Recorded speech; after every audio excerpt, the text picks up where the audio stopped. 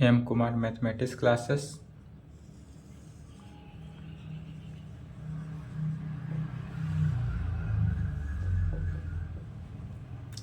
इक्कीस मई हुआ आज।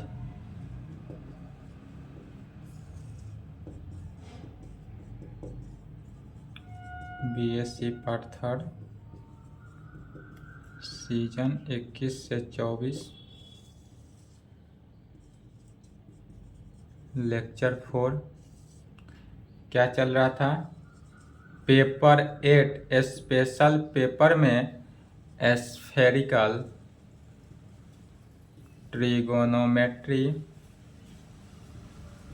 एंड एस्ट्रोनॉमी, यही चल रहा था। स्फेरिकल ट्रिगोनोमेट्री एंड एस्ट्रोनॉमी, इसमें स्फेरिकल ट्रिगोनोमेट्री चल रहा था।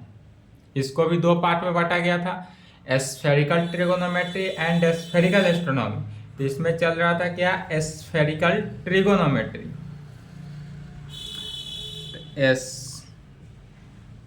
स्फेरिकल ट्रिगोनोमेट्री अब कल से लिखा जाएगा, उसमें डायरेक्ट लिखेंगे स्फेरिकल ट्रिगोनोमेट्री चल रहा है। स्फेरिकल ट्रिगोनोमेट्री में चैप्टर फर्स्ट चल रहा था। कौन सा चैप्टर? पहला chapter, fundamental formula on spherical triangle.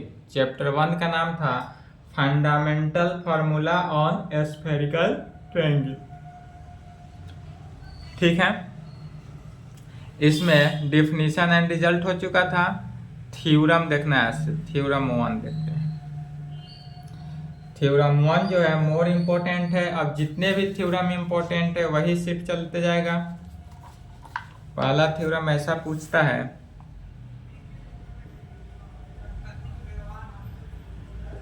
Theorem लिखेंगे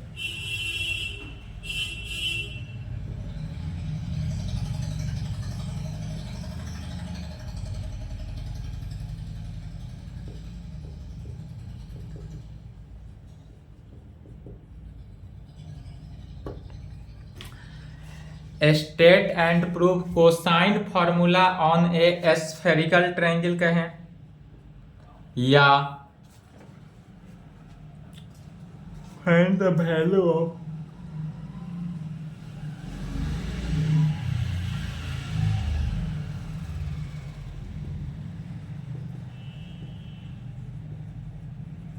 find the value of cosine of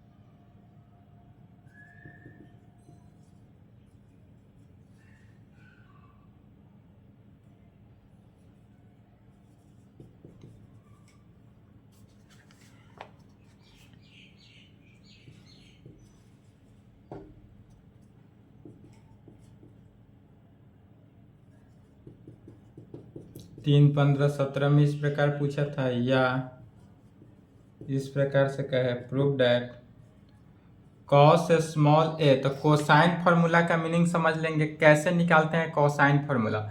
तो कॉस ए यदि देता है तो cos A is equal to होता है, ए है तो ए को छोड़ देना है, तो कॉस बी कॉस सी साइड में होगा।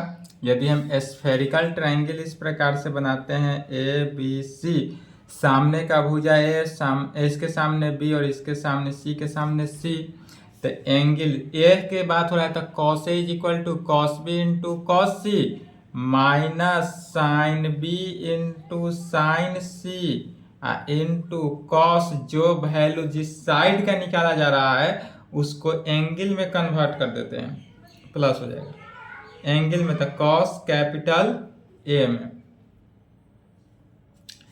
और इस प्रकार से 1992 में पूछा था। तो यही हुआ state and proof cosine formula on a spherical triangle का है। तो यदि स्टेट एंड प्रूफ का है तो स्टेटमेंट में यही लिखना है। क्या चीज लिखेंगे? तब है cosine of an angle of a spherical triangle in terms of cosine and sine of the sides, that is cos A is equal to cos B into cos C plus sin B into sin C into cos capital A, जहाँ capital A capital B capital C क्या होता है? Angle होता है, और small a small b small c क्या हो जाता है? साइड होता है। अगर इस प्रकार से यह प्रूफ करने का भी बता रहे हैं cos स्मॉल a, एग्जाम देने गए बाई चांस या तो cos a पूछेगा ही, यदि कहीं एग्जाम में cos b पूछ दे या cos c पूछ दे तो भी घबराना नहीं है। जैसे cos a का प्रूफ करेंगे उसी प्रकार cos b cos c भी प्रूफ होगा। cos b होगा तो या तो b यहाँ हुआ, तब साइड क्या बचता है? c a, तो इसमें आ जाता है cos c into cos a plus c है तो c लिखेंगे sin c sin a into cos क्या हुआ? साइड, तो b का साइड क्या हुआ?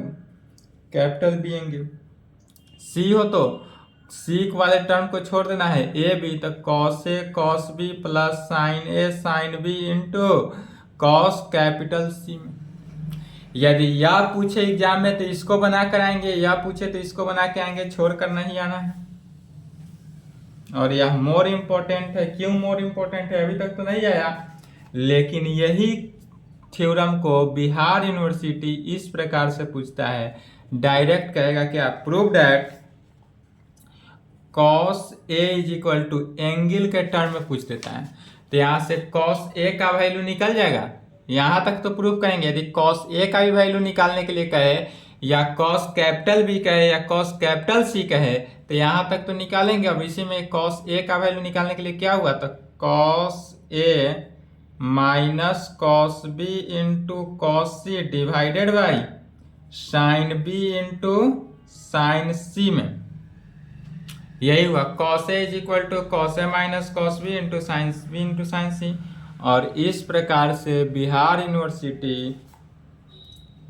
96, 6, 9, 11, 13, 20, 22, 24 में पहले इसको लिख लेना है, उसके बाद नंबरिंग देंगे कितना नंबर में पूछा हुआ था। ठीक है, तो यदि यह थ्योरम जो है 24 के एग्जाम के लिए तो यह मोर इम्पोर्टेंट थ्योरम है ही, मोर इम्पोर्टेंट। लेकिन अब इसमें करना क्या है कि यदि यह थ्योरम इस प्रकार से कहे state and proof cosine formula on a spherical triangle, तो कहे या find the value of cosine of an angle of a spherical triangle in terms of cosine and sines of the side कहे, या नहीं तो prove that cos small a is equal to cos b into cos c plus sin b into sin c into cos capital A कहे, या नहीं तो prove that cos a is equal to इतना कहे। कोई भी पूछे सभी का सॉल्यूशन एक ही हुआ। एग्जाम में यदि आप cos a ना पूछकर cos b पूछ दे तो भी घबराना नहीं है। क्या हो जाएगा? cos b हो तो cos b हो तो सेम बर्थ चले जाना है। यहाँ a है तो a है तो यहाँ पर क्या हो जाएगा? cos b हो गया। फिर माइनस b वाले टर्म को लिखे तो अगला स्टेप में क्या करना है? b को छोड़ देना है, that is cos a into cos c divided by यह जो टर्म है उसी को साइन में लिख देना है, sin a into sin c। यही यदि cos c रहे तो cos capital C is equal to जो c है तो यहाँ पर c भी लिखेंगे cos स्मॉल c। अब माइनस c हो गया तो c वाले टर्म को छोड़ देना है, a b में आ जाएंगे तो cos a into cos b divided by sin a into sin b में यही फॉर्मूला हो गया, यही प्रूफ कर देंगे। तो यह तीनों में से कोई भी पूछेगा एग्जाम में, इस बार जरूर आएगा 24 में 100% गारंटी के साथ। cos a पूछे या cos b पूछे या नहीं तो cos c पूछे, तो एक कोई का देखना है, दूसरा तीसरा सेम बनता है।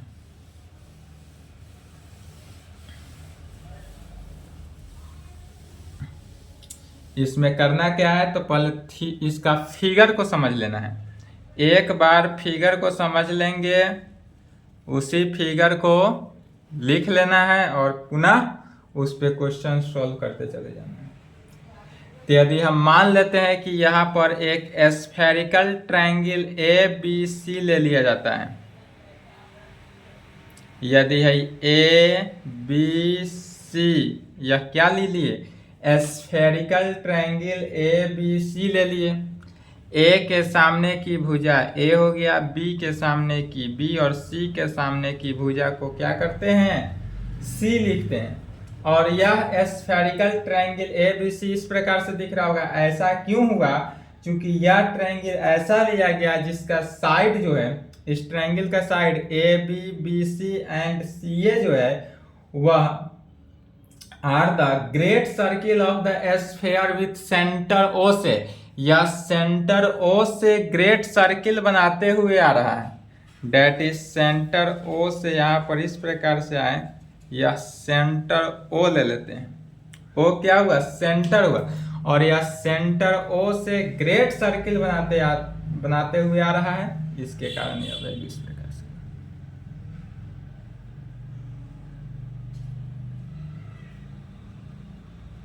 सेंटर ओ, ठीक है। अब ए पर क्या करना है? परपेंडिकुलर डालेंगे। चलिए पहले इसको लिखते भी चलते हैं। क्वेश्चन लिख लिए हैं थ्योरम, फिगर अभी नहीं बनाएंगे, फिगर के लिए जगह छोड़ देंगे और लैंग्वेज लिखे नीचे, क्योंकि फिगर में और चीज बनाना है। साथ साथ लिखते चलते हैं कि अच्छा से समझ में आए। पहले जो माना गया उसको लिख लेते हैं। तो कहेंगे let A B C be a spherical triangle whose side AB, BC and CA are the great circle of a sphere with centre O. अभी तक इतना ही बना है फिगर। मान लिए कि ए बी सी जो है हमारे पास बी ए स्फेरिकल ट्रायंगल है, उस साइड जिसका side A B B C और ए बी सी ए जो है वह are the great circle of a sphere with centre O. Centre O से होते हुए यह ग्रेट सर्किल का निर्माण करता है। अब इस पर हम यदि एडी टेंजेंट और एई टेंजेंट, माने यहां से ए से क्या करते हैं नॉर्मल, ए पर नॉर्मल डाल दिए। ए पर क्या किया गया? नॉर्मल डाल दिया गया। किसको? ए बी होते हुए, फिर ए से ए सी लाइन होते हुए फिर यहां पर भी नॉर्मल डाल दिया गया। सेंटर से होते हुए अब फिर देखना है यहां पर, या जो सेंटर है इस सेंटर से होते हुए यहाँ पर ड्रॉ किया गया और इस पॉइंट को ऐसे मिला दिया। यह डी हो गया और यह ई हो गया पॉइंट। यह डी और ई हुआ। क्यों डी हुआ? तो यह डी जो हुआ परपेंडिकुलर हुआ एसी के अकॉर्डिंग और ई पर हुआ। फिर सेंटर ओ से ई को मिला देते हैं, या सेंटर ओ से ई को मिला दिया गया। इसी को लिखेंगे withdraw the tangent AD, withdraw the tangent AD and AE। AD और AE क्या है? टेंजेंट खींचे। कहां पर? On side AB and AC। AB और AC पर दो टेंजेंट खींचा गया साइड से रेस्पेक्टिवली, सो डैट रेस्पेक्टिवली, और सो डैट यह इस प्रकार हुआ कि एंगल ए देखेंगे, ए जो हुआ एंगल ए, यह एंगल ए जो हुआ यह एंगल ए, और यह एंगल ए किसके इक्वल हुआ? ई के इक्वल। एंगल ए जो हुआ ए ई के इक्वल कह सकते हैं। तो angle A is equal to A ई।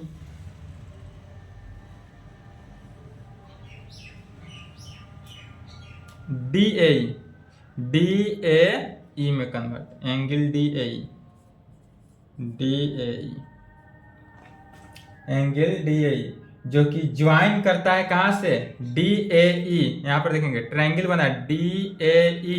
अब यह DAE कैसे कैसे ज्वाइन किया, तो 0 से O पर ज्वाइन किया, 0 से B पर ज्वाइन किया और 0 से E पर ज्वाइन किया। यह यहाँ पर होगा, यहाँ पर यह पॉइंट B हुआ। ठीक है, तो उसी को लिखेंगे angle A joining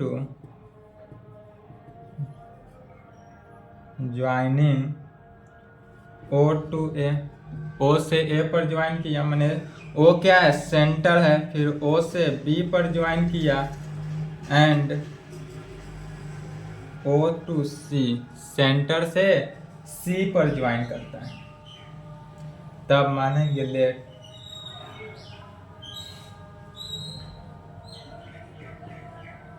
proceed part of OC। अब यहाँ पर प्रोसीड पार्ट ऑफ OC, या जो OC होगा हमारा प्रोसीड पार्ट, मीट करता है कहाँ पर, AE। देखेंगे OC प्रोसीड पार्ट जो है यह मीट कर रहा है AE एंड E पर, AE और E पर, तो कहेंगे let proceed part of OC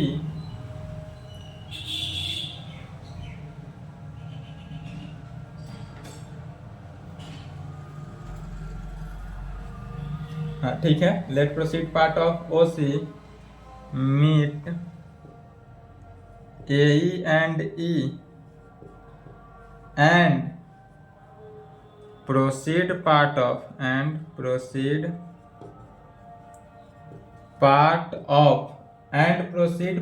कौन सा, OB, या OB जो प्रोसीड पार्ट है यह मीट करेगा किसको, AE और AD और D को, AD और D को। Proceed part of OB meet AD and D को, AD और D को प्रोसीड करता है। तब यहाँ पर एंगल जो देखेंगे, यह एंगल कितना हुआ, π/2 का, फिर यहाँ ओरिजिन से होते हुए जा रहा है, तो यह B है, इसलिए यहाँ से यहाँ तक का पूरा एंगल जो होगा वह B हुआ। अब फिगर भी बना लेंगे, फिगर बनाएंगे फिर यहाँ से लिखेंगे, बाद में इसको लिखना है।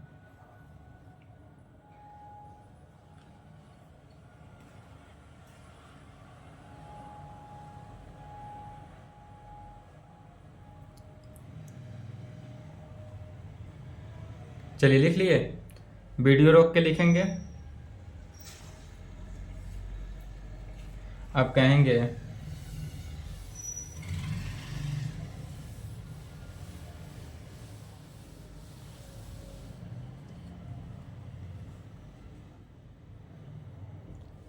we know that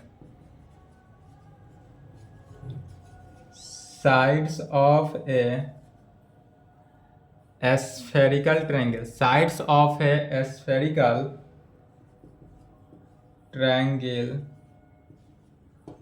is measured by the angle subtended by them at center of sphere। यह किसका होगा, तो सेंटर ऑफ स्फीयर का, इसलिए A का वैल्यू क्या निकलेगा, B का वैल्यू क्या निकलेगा एंड C का वैल्यू क्या निकलेगा, सो समझना है। तो यह स्मॉल a जो साइड हुआ, यह साइड किस में निकला, तो एंगल BOC में। यह एंगल जो हुआ A, यह वैल्यू यहाँ पर निकला A, और यह वैल्यू किसका, C है, तो C के सामने C, तो यहाँ से A का वैल्यू क्या हुआ, एंगल BOC, तो A जो हुआ एंगल BOC में होगा। फिर B जो हुआ, यह B का वैल्यू, तो एंगल AOB सी में, ए ओ सी, एंगल बी जो हुआ वह ए ओ सी, और यह एंगल क्या हो गया, ए ओ बी जो हुआ वह सी हो जाएगा। तो सी क्या हुआ, एंगल ए ओ बी। फिर देखेंगे अगेन एक बार और बनेगा इसमें, यदि बी ओ सी, यह जो एंगल बना बी ओ सी एंगल को देखना है, तो बी ओ सी एंगल जो होगा किसके इक्वल हो जाएगा, डी ओ ई एंगल के। बी ओ सी कहें या इसी को आगे बढ़ाएंगे तो डी ओ ई लिख सकते हैं, तो बी ओ सी को लिख सकते हैं एंगल डी ओ ई में। फिर ए ओ सी एंगल जो है, ए ओ सी एंगल, इसी को लिख सकते हैं ए ओ ई, तो यह एंगल बन जाएगा किसके, ए ओ ई के इक्वल कर सकते हैं। फिर एंगल ए ओ बी जो हुआ, ए ओ बी, तो ए ओ बी को लिख सकते हैं ए ओ डी में, आगे बढ़ा देंगे तो angle A O D, A O D में। इस तरह से यहां से स्मॉल ए साइड का ए बी और सी का वैल्यू निकल जाता है। यहां से जो वैल्यू हमको निकला किसका, साइड का, साइड में ए बी सी है, उस साइड का वैल्यू निकल जाता है। तब कहेंगे since A D and A D, यहां से देखना है A D and A D R the tangent of AD tangent at vertex A on arc AB, arc AB and arc जो होगा हमारे पास आर्क ए बी, और एक आर्क क्या हो जाएगा ए सी, तो arc A B and arc A C में, या यहाँ पर सटा हुआ होगा, तो arc A B and A C of great circle, और ये किसका होगा, great circle and O as, and O ए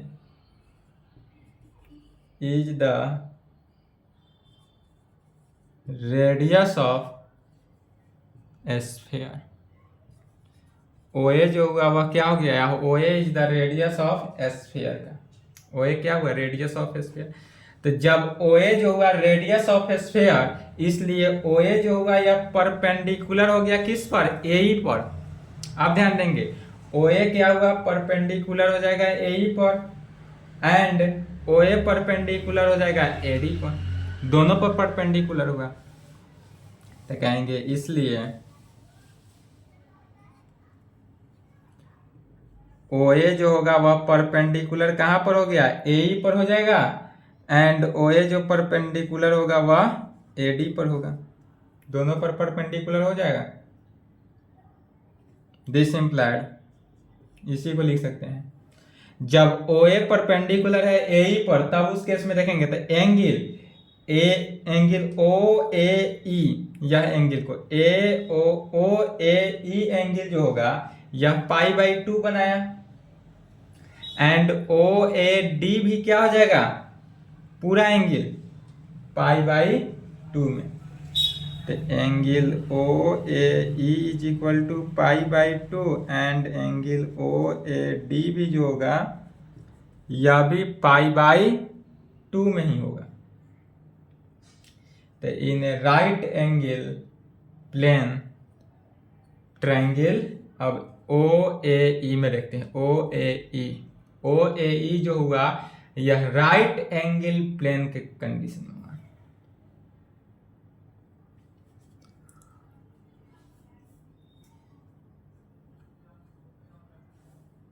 सिर्फ इसी थ्योरम में लैंग्वेज है, इसके आगे जितना भी थ्योरम है किसी में लैंग्वेज नहीं मिलेगा, और इसके आगे जितना भी थ्योरम है सभी छोटा छोटा थ्योरम है, यही एक लॉन्ग थ्योरम है।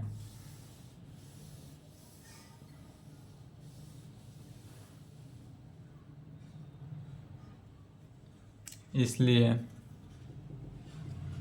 देयरफॉर क्या कहेंगे, in a right angle plane triangle O A E में, in right angle plane triangle O A E में अगर बात करते हैं, इसी ट्रायंगल ओ ए ई की अब बात किया जा रहा है, ठीक है। तो क्या हो जाएगा, राइट एंगल ट्रायंगल का क्या जानते हैं, दो साइड का स्क्वायर जो है तीसरे का स्क्वायर के इक्वल होता है। ये हम बच्चे क्लास से पढ़ते आ रहे हैं क्या, कि लंब स्क्वायर प्लस आधार स्क्वायर इज इक्वल टू कर्ण स्क्वायर होता है। तो इसमें लंब क्या हुआ, ओ ए लंब हुआ, आधार क्या हुआ ओ ई, और कर्ण क्या हुआ ए ई। तो ए ई स्क्वायर, तो इन स्फेरिकल ट्रायंगल में देखेंगे ओ ए ई की बात हो रहा है, ओ ए ई में, तो इसमें लंब जो हुआ वह ओ ई होगा। तो ओ ई का square is equal to O A square plus A E का स्क्वायर, और इसको इक्वेशन 1 ले देते हैं। एंड कॉस थीटा अप्लाई करेंगे तो cos B is equal to, cos B apply हो रहा है यहां से, तो सामने वाला क्या होता है P, नीचे वाला B। तो जानते हैं क्या, cos theta is equal to base by height होता है, cos theta is equal to base by height. तो यहां से अप्लाई किए तो बेस क्या हो गया ओ ए, बेस हो गया ओ ए, और हाइट क्या होगा ओ ई। तो O A by O E, and sine B के लिए, कॉस बी तो हो गया, अब साइन बी, तो साइन बी में क्या जानते हैं, परपेंडिकुलर बाई हाइट। तो परपेंडिकुलर क्या हो जाएगा ए ई, तो ए ई बाई हाइट तो ओ ही रहा, तो ए ई बाई ओ ई। यहां से कॉस बी का वैल्यू साइन बी का वैल्यू निकल गया, इक्वेशन 2 मान लेते हैं। And in right angle triangle, अब राइट एंगल ट्रायंगल किसकी बात करते हैं, ए ओ डी की। अब ए ओ ई का तो हो गया, अब ए ओ डी की बात करते हैं इसी प्रकार।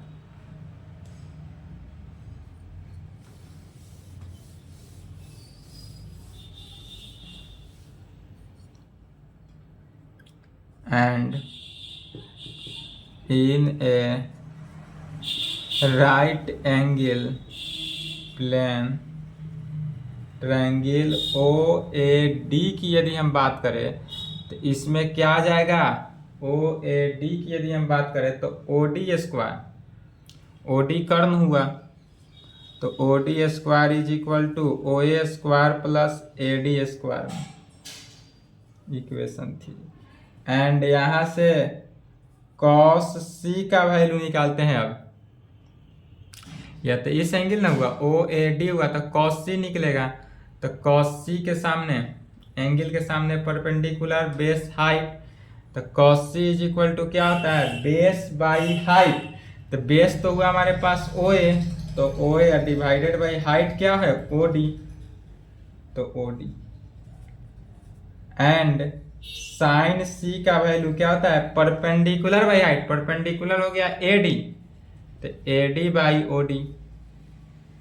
समझ में आ रहा है, नहीं समझ में आए तो कमेंट करेंगे, बोलेंगे जहां डाउट हो वहां। अब यहां तक आने के बाद अब क्या करेंगे, अब कोसाइन फॉर्मूला को यूज करेंगे। तो कहेंगे now we use cosine formula,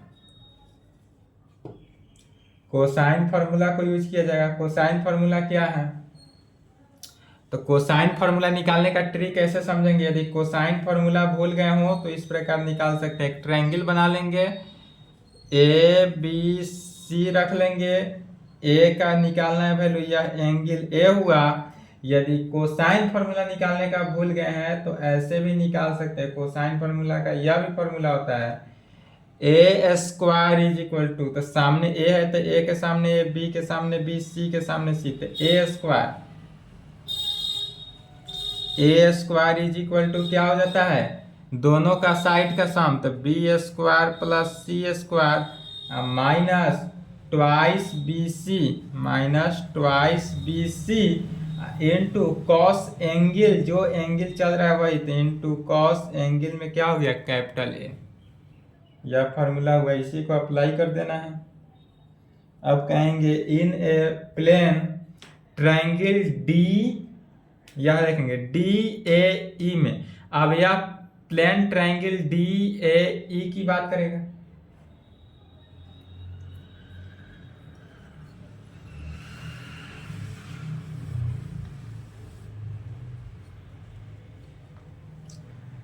in A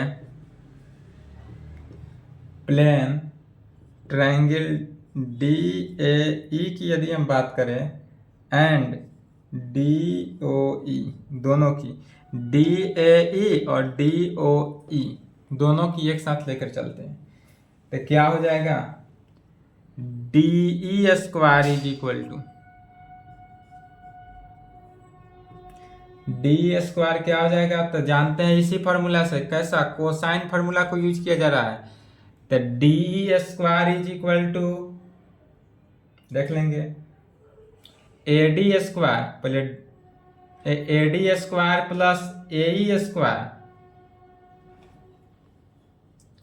A D square plus A E square minus twice A D into A E, twice A D into A E, A D into A E into cos capital A है, यहाँ पर angle में ए है तो cos ए, इसको equation 5 मान लेना है, ठीक है। And D E square is equal to,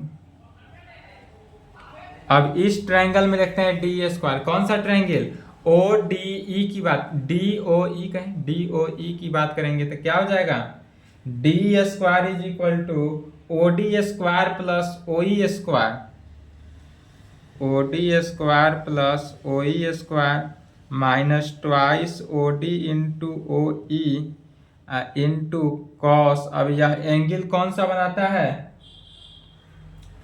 A angle बनाता है स्मॉल ए, तो कॉस स्मॉल ए, इसको इक्वेशन 6 मान लेना है।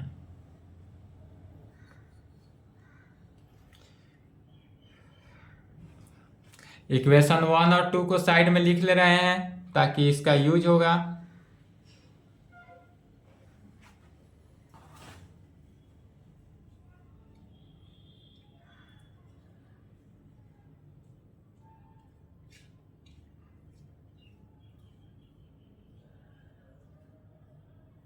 चलिए इक्वेशन 1 2 को लिखा गया। अब यहाँ पर देखते हैं इक्वेशन 5 और 6 को यदि हम लेकर चलते हैं तो कैसे होता है। तो इक्वेशन 5 और 6 यदि देखेंगे तो दोनों का लेफ्ट हैंड साइड जो है इक्वल है, तो जब लेफ्ट हैंड साइड इक्वल है तो right hand side automatic equal होगा ही होगा। तो कहेंगे from 5th and 6 we get, equation 5 और 6 से आते हैं तो A D square plus A E square minus twice A D into A E cos A is equal to right hand side, अब इसको इक्वल में इक्वेशन 6 को रखते हैं क्योंकि दोनों का लेफ्ट हैंड सेम है, डी स्क्वायर है, O D square plus O E square minus twice O D into O E into cos small A में,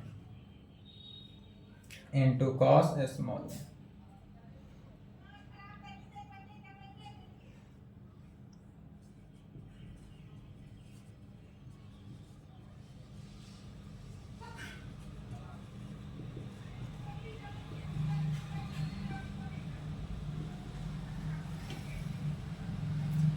अब देखेंगे ओ डी स्क्वायर, यहां से यह ओ डी स्क्वायर को लिख सकते हैं O B square, O D square को लिख सकते हैं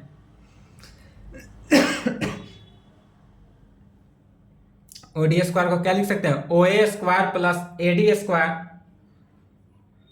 ओ डी स्क्वायर को O A square plus O D square A D square O A square plus A D square.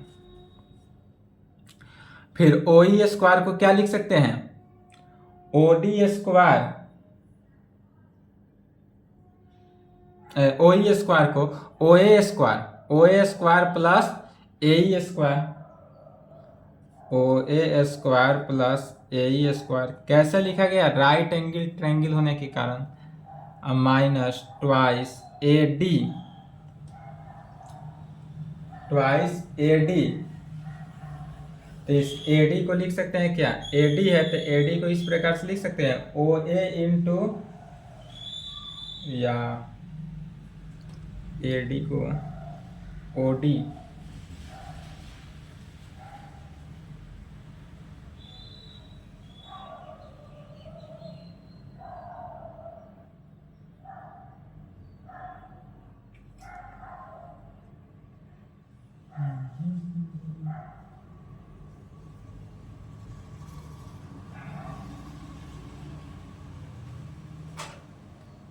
अब इक्वेशन 1 और 2 को देखना है। इक्वेशन 1 और इक्वेशन 2 से लिख सकते हैं, क्या लिखेंगे? ए डी को O D into O E into cos small A. यहाँ पर यूज किया गया क्या? 1 और 2 using first and second. Equation 1 और 2 को यूज किया गया। 3 और 4 को भी साइड में लिख लेते हैं कि इसका यूज होगा आगे।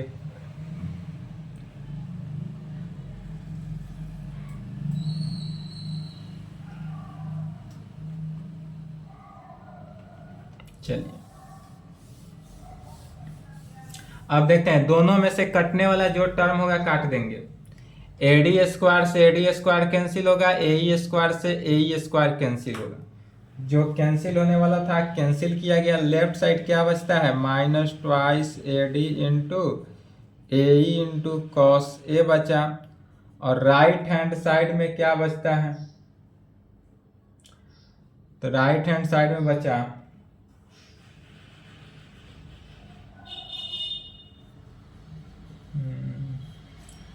ट्वाइस ओ ए स्क्वायर मिलकर twice O A square minus twice O D into O E into cos small. दो सभी में है तो दो से क्या करेंगे? डिवाइड कर देते हैं। Dividing by 2 in both sides.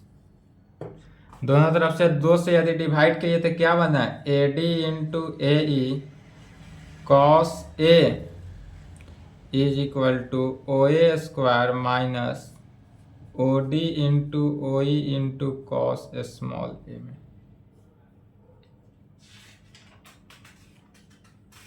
Minus,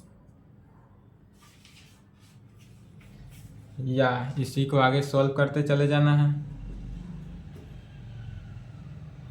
इसको पहले लिख लेंगे O D into O E cos A is equal to O A square. इसको राइट में भेजे तो प्लस हो जाएगा A D into A E into cos A. फिर ओ डी जो है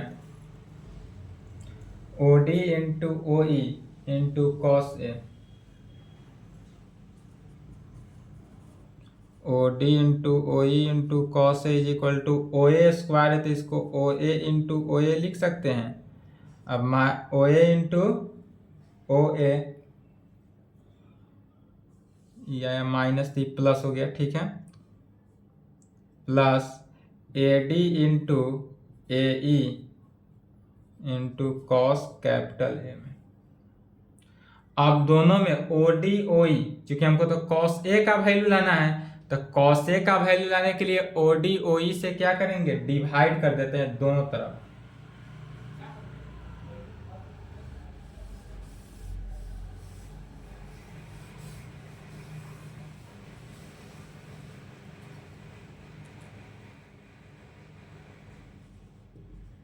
dividing by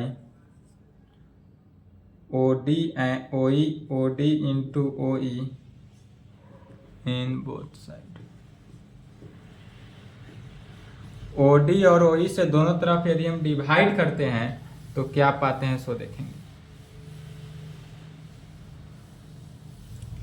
left hand side देखेंगे, OD OE कैंसिल हो गया, लेफ्ट हैंड साइड बचा क्या, तो कॉस स्मॉल ए का वैल्यू बचा। राइट हैंड साइड देखना है तो OA बाई OD,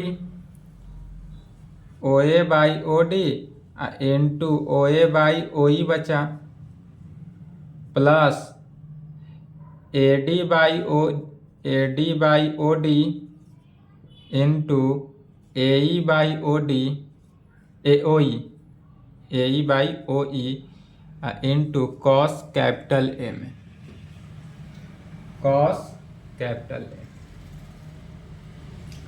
फिर इक्वेशन 2 और इक्वेशन 4 को यूज करना है। अब यहाँ पर इक्वेशन 2 और इक्वेशन 4 को देखें तो अपने कॉपी में इक्वेशन 2 के जगह पर मिलेगा आपको OE बटा OD, या OE बाई OD जो है OA बाई OD इक्वेशन 4 में मिलेगा। इसका वैल्यू कितना होता है cos C, और OA बाई OE का वैल्यू इक्वेशन 2 में मिलेगा cos B। तो लेफ्ट हैंड साइड तो हो गया cos A, right hand side क्या हो गया cos B into cos C हुआ, प्लस फिर देखना है इक्वेशन 4 में, इक्वेशन 4 में जब जाएंगे तो AD बटा OD कितना है साइन C, तो यहाँ पर हो गया साइन C इंटू AE बटा OE इक्वेशन 2 में साइन B, तो यह हो गया sine B into cos capital A, तो कॉस कैपिटल ए, इसीलिए इक्वेशन 2 4 को साइड में लिखा गया था, यहाँ यूज हुआ। कहाँ से आया यह वैल्यू, तो यूजिंग 2 एंड 4, इक्वेशन 2 और इक्वेशन 4 को यूज किया गया। इसी को सजाकर लिख सकते हैं इस प्रकार से, cos A minus cos B, cos C को लेफ्ट में ले लिए तो cos B into cos C is equal to right hand side, sine B को पहले लिख लेंगे तो sine B into sine C into cos capital A में, और यहां से कॉस कैपिटल ए का वैल्यू निकल गया।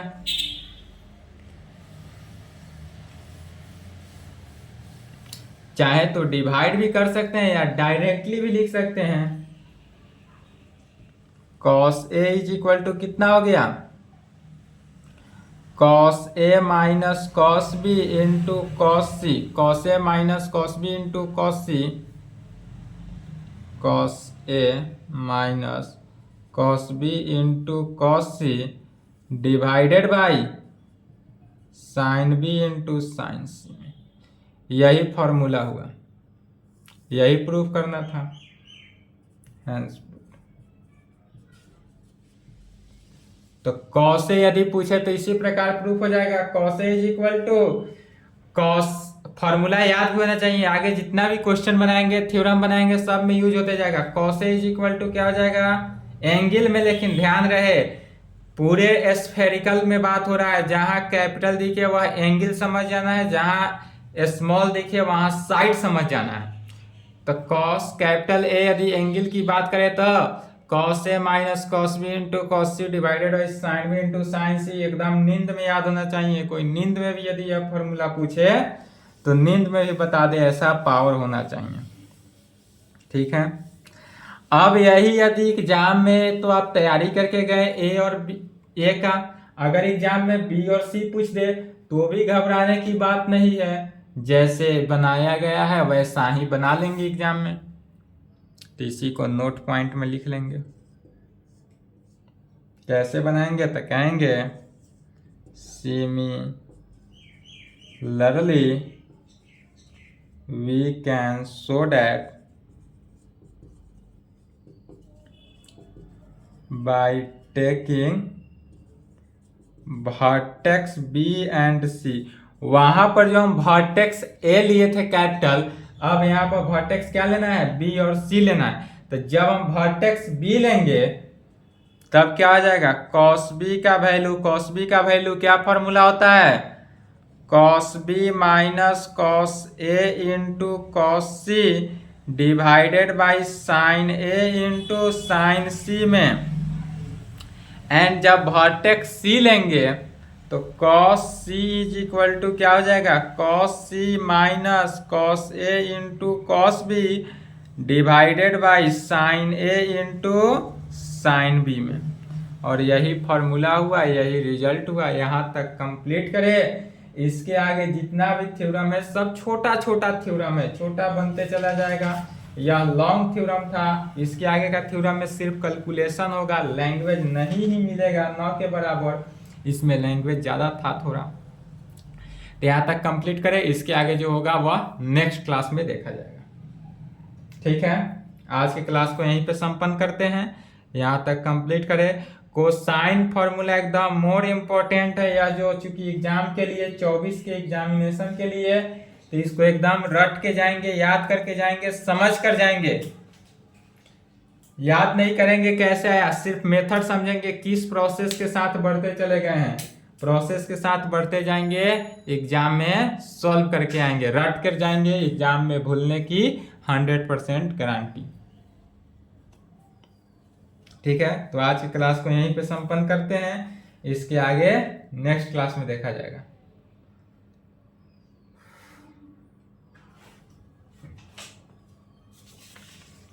इसके आगे सप्लीमेंटल कोसाइन फॉर्मूला, यदि साइड में हो, यह फॉर्मूला जो था वह एंगल को साइड में कन्वर्ट करने के लिए था। देखेंगे लेफ्ट हैंड साइड एंगल है और राइट हैंड साइड जो है जितने भी सभी साइड में आया है। और इसके आगे जो कल सप्लीमेंटल कोसाइन फॉर्मूला बताएंगे, यह साइड में दिया हुआ रहेगा तो एंगल लाना है।